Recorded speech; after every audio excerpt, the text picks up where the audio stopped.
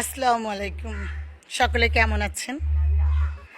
আমি আজ কয়েকদিন ধরে ফেসবুকে স্ক্রলিং করলে দেখতে পাচ্ছি শিক্ষকদের বিভিন্ন হাস্যকর কথাবার্তা। তো আমি ভেবেছিলাম শিক্ষক যেহেতু শিক্ষাগুরু, তাই ওনাদের নিয়ে কোনো বিষয়ে কথা বলবো না। কিন্তু যেহেতু ওনারা নিজেরাই নিজেদের পেশাটাকে হাস্যকর করে তুলেছেন, তো সেখানে বলতেই হয়।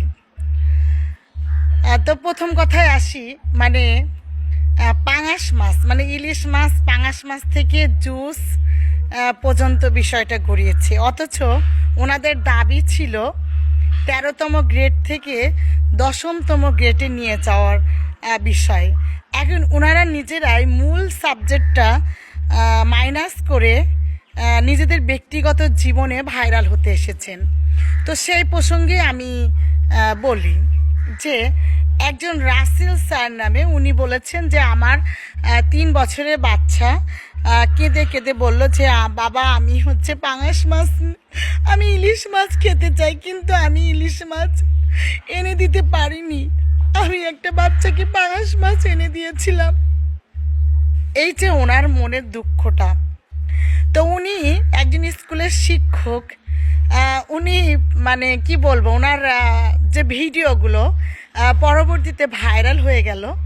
দেখা যাচ্ছে উনি বিভিন্ন জায়গায় কোট প্যান্ট, বিভিন্ন প্রাইভেট হাইস গাড়ি করে বিভিন্ন জায়গায় ঘুরতেছে পুরো ফ্যামিলিকে নিয়ে। তাহলে উনি কিসের জন্য এই একজন শিক্ষক হয়ে এই মিথ্যা কথাটা বলল? এটা আসলে আজকে খুবই দুঃখজনক বিষয়। আরেকজন শিক্ষিকা উনি বলছেন যে আমার বাচ্চা সেই কোন 20 বছর আগে একটা দেশি মুরগি খেয়েছে, সেই দেশি মুরগির স্বাদ আমি এখনো ঘ্রাণ নিয়ে ঘুরে বেড়াচ্ছে। তো আমার প্রশ্ন হচ্ছে, উনি এত বছর ধরে যে ওনার ওই যে ঘ্রাণটা, যে সেই ঘ্রাণটা এখনও রয়েছে। বর্তমান উনি ব্রয়লার মুরগির ভিতরে স্বাদ খুঁজছে, এই যে বিভিন্ন। তা আমি ওনাকে যেটা সাজেশন দেব, ওনার নাক কান গলা ডাক্তার দেখানো উচিত। কারণ সেই 20 বছরের ঘ্রাণ এখনও রয়ে গেছে নাকে, নিশ্চয় নাকে কোনো প্রবলেম আছে, নইলে কেন এরকম সমস্যাটা হবে? আর পাশাপাশি ওনার বাচ্চার বয়সই কত? যেহেতু 20 বছর আগে বাচ্চাকে মুরগির মাংস খাওয়াইছিল, এখনও উনি এই 20 বছর যাবত ওনাকে একটা দেশি মুরগি কিনে খাওয়াতে পারেনি।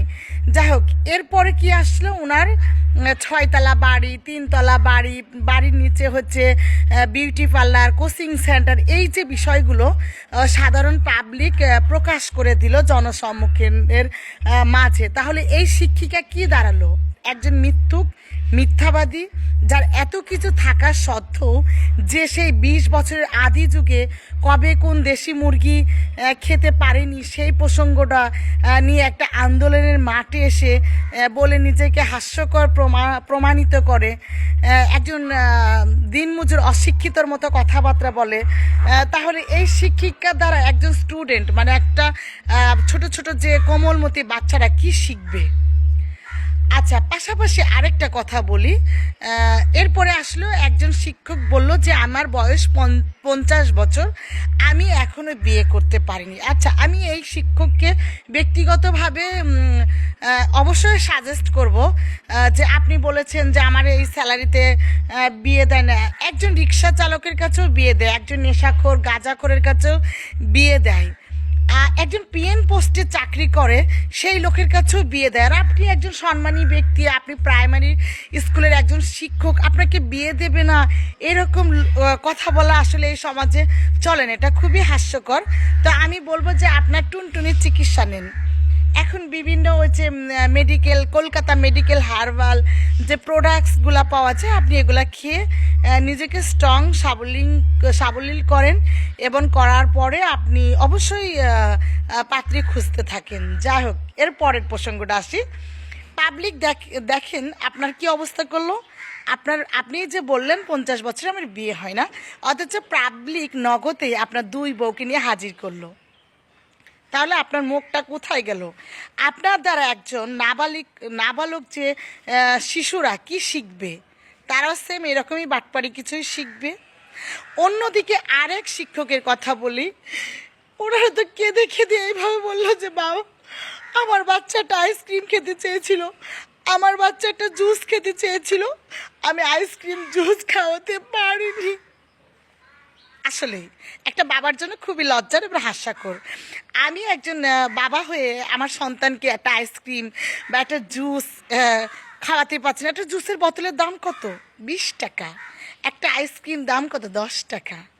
তো আপনি এই আইসক্রিম 20 টাকা বা 10 টাকার জুস খেতে না পারা, এই যে একটা আক্ষেপ জনসাধারণের মাঝে তুলে ধরলেন, আসলে এটা কষ্টকর, আমার কাছে অবশ্যই কষ্টকর।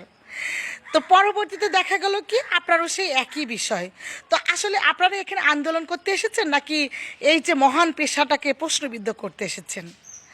আপনারা নিজেদের অযোগ্য দাবি করে তুলে ধরেছেন। আপনাদের উচিত ছিল কি সুন্দরভাবে নিজেদের যুক্তিযুক্তভাবে নিজেদের যে দাবিটা উপস্থাপনা করা, কিন্তু আপনাদের পারিবারিক ব্যক্তিগত বিষয় নিয়ে আপনারা পুরো মিডিয়া জগতে ছড়াই দিচ্ছেন, হাস্যকর করে তুলেছেন এই মহান পেশাটাকে, যেখানে আরও ভালো, অবশ্যই দৈনন্দিন জীবনে আরও অনেক কষ্টের জীবন আছে যাদের, তারা আপনাদের এই কথাবার্তাগুলোর উপরে তাদের জীবনেও এখন প্রভাব পড়ছে। আপনারা অভাব অনটনের দিন কাটানোর পরেও আপনারা যারা মিডিয়ার সামনে এসে উপস্থিত হয়েছেন, দেখেন তো তাদের প্রত্যেকের ঠোঁটের দিকে তাকান, ম্যাচিং ড্রেসের সাথে ম্যাচিং করা লিপস্টিক পরা, পার্লার থেকে চুল ডিমন্ডিং করা, তাদের চেহারা দেখে তো মনে হচ্ছে না যে তারা সারা জীবন না খেয়ে রয়েছে, তাদের অনেক দুঃখে কষ্টে আছে।